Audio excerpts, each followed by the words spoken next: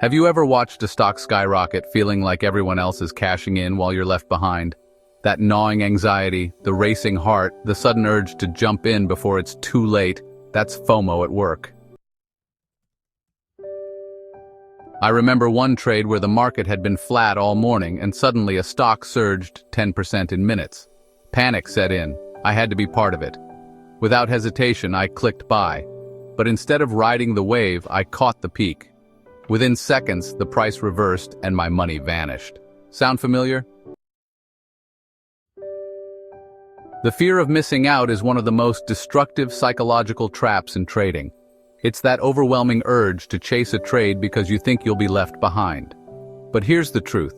Trading isn't about catching every move. It's about catching the right moves. Why do we experience FOMO in the first place? It's rooted in human psychology. Our brains are wired to seek rewards and avoid missing opportunities. This comes from our evolutionary past. Those who capitalized on rare opportunities had a better chance of survival.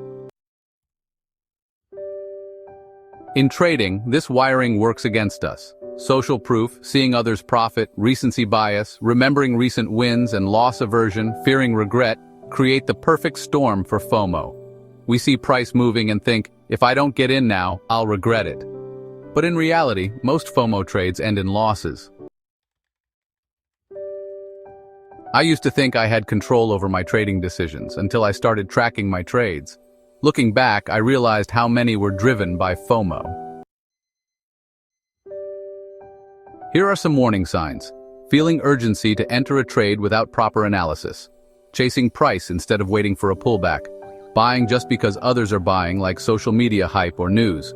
Regretting missed trades more than celebrating good decisions. Overtrading because of what-if scenarios. If you recognize these patterns, your trading is driven by emotions, not strategy. The first step to overcoming FOMO is becoming aware of when it strikes. FOMO thrives in uncertainty. When you lack a solid plan, every price movement feels like a call to action. The solution? A predefined trading plan. Here's what my trading plan includes. Strict entry and exit criteria. If a trade doesn't meet my rules, I don't take it. Risk management rules. I never risk more than 1 to 2% per trade. Maximum number of trades per day. This prevents impulsive decisions. Accepting that I will miss trades because the market never stops moving and there's always another opportunity.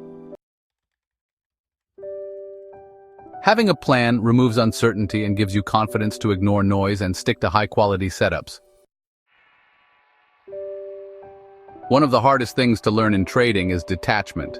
When I first started, I tied my self-worth to every trade.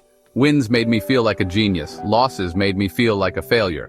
But this emotional roller coaster fed my FOMO. It made me desperate to make back losses and afraid of missing out on gains.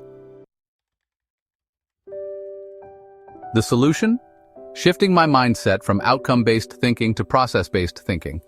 I stopped focusing on individual trades and started evaluating whether I was following my strategy. If I executed well, even a losing trade was a success. When you no longer feel attached to every trade, FOMO loses its grip on you. The market doesn't care if you missed a trade.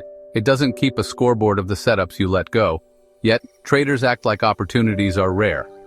One of the best things I did to overcome FOMO was keeping a record of all the missed trades that had better re-entry points later. I started seeing patterns. Price often pulled back after a breakout, better entries always came, and the best trades were the ones I waited for. Realizing that there's always another opportunity helped me stop chasing and start trading with patience. The market isn't going anywhere. There will always be another trade. Let's be real, social media is FOMO fuel. Seeing others post massive wins makes you feel like you're falling behind. The news bombards you with hot stocks and once-in-a-lifetime trades. I had to take control. I unfollowed hype accounts that made me feel anxious. I stopped checking my phone for trade alerts every 5 minutes. I focused on my own strategy, not someone else's success. Success in trading doesn't come from following the herd. It comes from mastering patience and discipline. FOMO disappears when you have absolute confidence in your strategy, but confidence isn't built overnight, it's built through testing and discipline. Here's how I developed confidence. Backtesting my strategy. I studied past market data to see how my setups performed, journaling every trade. Reviewing my mistakes and successes gave me clarity, trusting my edge. I knew that if I followed my system, profits would come. The more I trusted my approach, the less I cared about what others were doing. When you believe in your own process, you stop feeling the need to chase trades. The moment I stopped chasing trades, everything changed. I became more selective. I traded less but made more. And most importantly, I felt at peace. FOMO is a battle every trader faces, but the traders who succeed are the ones who learn to control it, rather than let it control them. So ask yourself, are you trading because of strategy or fear of missing out? Do you trust that the market will give you more opportunities? Can you let a trade go without regret? Mastering FOMO isn't just about becoming a better trader, it's about gaining freedom from emotional decision-making. Trade with patience, stick to your plan, and let go of the need to always be in a trade. The market will always be there. The question is, will you be disciplined enough to wait for the right moments? If this video helped you, make sure to like, subscribe, and comment below on how FOMO has impacted your trading.